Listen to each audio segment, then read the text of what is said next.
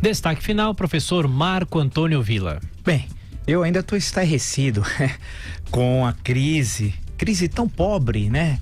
Mas construída no interior do Palácio do Planalto pelo ministro sem pasta, vamos chamar ele de ministro sem pasta, Carlos Bolsonaro, que é um ministro sem pasta, com então o secretário-geral lá da presidência, Gustavo Bebiano, e o presidente da República, Jair Bolsonaro. Isso nunca ocorreu na história da República Brasileira. Tem muita coisa que nunca ocorreu, só está ocorrendo agora, né? Nós temos ressaltado isso em diversos comentários. Isso nunca ocorreu. O conteúdo da crise era uma pobreza política e ideológica nunca vista na história também. Porque quais são as questões estruturais de política econômica, né? De gestão, de questões estruturais, de relações diplomáticas com o mundo exterior, por exemplo? Nada disso. É de uma pobreza que nunca vista na história brasileira. Incrível a pobreza tal.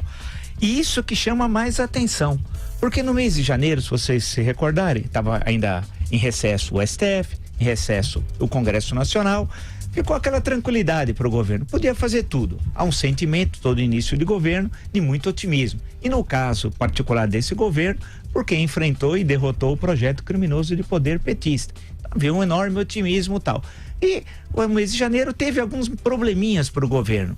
Declarações do cruzadista Ernesto Araújo, esse é um desastre, querendo que o Brasil tivesse bases militares norte-americanas, é inacreditável, entre outras bobagens ditas pelo Ernesto Araújo, que está, como eu sempre digo, no final do século XI, na primeira cruzada, querendo libertar a Terra Santa. Ele está entre a transição da alta para a baixa Idade Média, ideologicamente.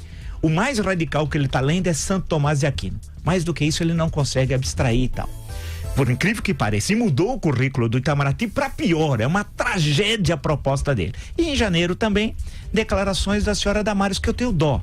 Estou sendo muito sincero com vocês. Eu tenho dó da história de vida dela, evito comentar o que ela diz, mas que deu uma sucessão em janeiro de bobagens. Mas ficou naquilo, uma coisa até meia folclórica, no sentido pior da expressão, não no sentido científico, né? Ficou naquilo. Aí começou o ano.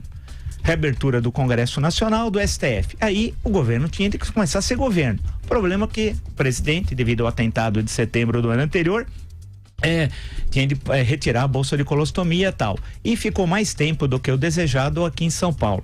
E aí começou efetivamente as questões políticas, e não essas questões mais de crônica de costumes, parte delas, ocuparem o primeiro plano. Ninguém mais está falando do discurso de Libras, acabou essa história. Vocês perceberam? E a questão política é que apareceu.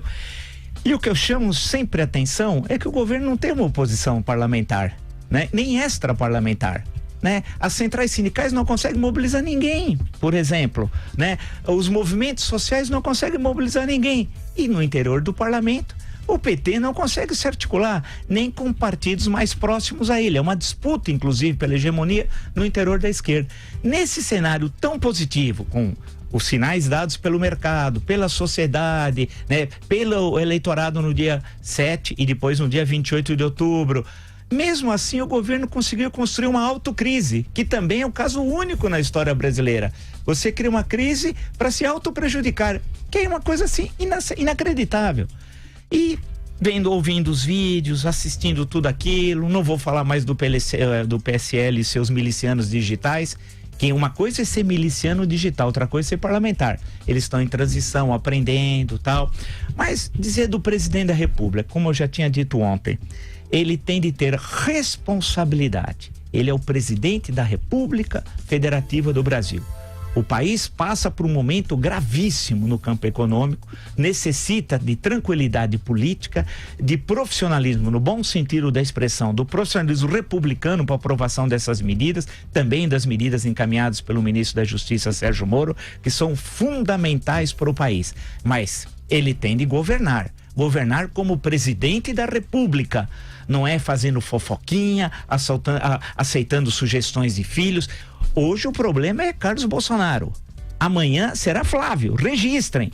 E Fabrício Queiroz. E depois da manhã, Ernesto Araújo, que é instrumento de um americano da extrema direita americana chamado Steve Bannon, que nem o Trump aguentou. Esse Eduardo Araújo é instrumento de um estrangeiro que quer determinar a política brasileira. Então, o problema hoje é o Carlos. Se ele se livrar do Carlos, que eu espero que eu faça, rezo aqui, tem os outros dois. Como é que se resolve o problema? Se afastando politicamente dos filhos. Mas aí é uma outra questão política. Qual é a questão política? É que os filhos são a extensão dele. Só existe por causa do pai. Então, quando eu fiz uma breve referência e concluindo a família Karamazov, não tem a grandiosidade. Nós somos o país do carnaval. Nós não estamos na Rússia. Não temos grandes discussões religiosas, né? Nada disso. Nós estamos no subúrbio. E essa é a questão que precisa entender. O Palácio no Planalto não é um subúrbio carioca. O Palácio do Planalto é a sede da República Federativa do Brasil.